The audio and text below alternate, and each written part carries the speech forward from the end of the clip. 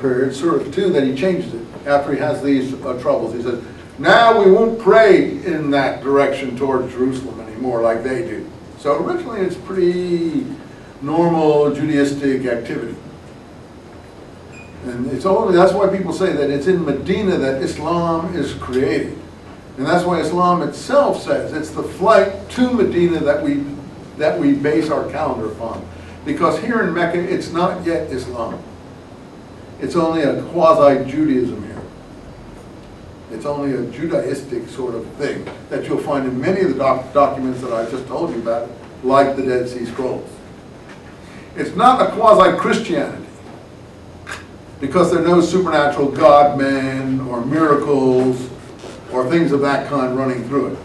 There's just the Day of Judgment and preparing a way towards your Lord. So we can start to outline some of the ideas of the early surahs right from these chapters. In any case, you recite the Quran, and this little thing here sounds later. While others travel around in search of Allah, are fighting the cause of Allah, and pay the poor due. This is a capsule description of Islam as we get it in the Surah of the Cow, which is why my discussion here says some have put this in the Medines period, because this later bit seems to be a later type of piece of writing than the others. But it's hard for you to see that. We'll just leave it at that. But this capsule description we'll see in the Surah of the Cow about 4 different times about what Islam is, and that's what we have here. And so, whatever good you send before you, your souls will surely find it with Allah, better and greater in your reward. Seek forgiveness in Allah, Allah's forgiving mercy. Okay, that's an early surah, reflecting the fact that he's in caves with a group of other people, whoever they were, his followers or people that he's involved with, and they're doing some kind of spiritual exercise all night or most of the night in caves. And he compares himself to Moses here, or he's compared to Moses. So what do we have here? We have important doctrine, the day of judgment, the judgment day, the day on which the children's hair will turn white. We have, I think, a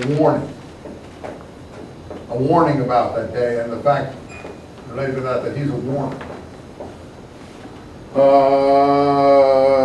Or a messenger.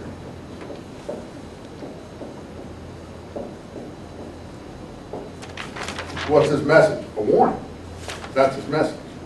Warning about the last day. Let's see. Oh, and one last thing. Raging fire is basically what Christians and Jews would call hellfire. So 3 very familiar things: messenger, warner, with a message, warning about the last day, the judgment day, and hellfire. That's basically what we know about here. Forget that little other thing, the capsule description of Islam. Most of us, I think, also think that's later, but it may be earlier, but it doesn't accord with any of the other early surahs. Here's another early surah, the next one, the cloaked one. Again called the cloaked one because he's wrapped in a cloak because it's cold in the cave. And according to the Muslim biographers, his wife, after he had his first revelation, he came home shivering, and then she wrapped him in a cloak because he was cold. From, when you have a shocking experience or you're upset or you've had some kind of uplifting episode, that happens. Oh, you enveloped in your cloak. Again, back to the idea of being in the cave and in a cloak. Early surah, almost from the beginning. Arise and warn. There we go. A warner.